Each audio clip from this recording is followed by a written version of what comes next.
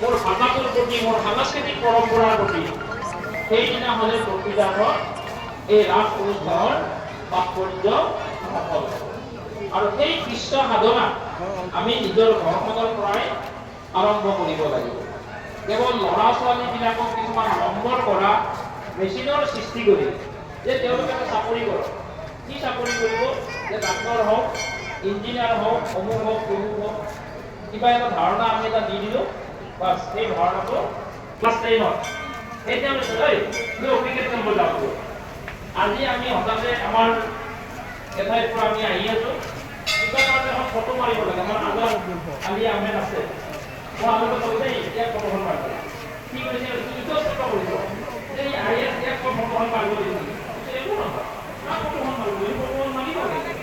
কি যাওঁ ধৰিব লাগে, এই ফটো মাৰিব লাগে, কি আগৰ কৰিব লাগে, এই ডাঙৰ মানুহ কিবা হ'ব নোৱাৰি, এইটো কৰিব নোৱাৰে।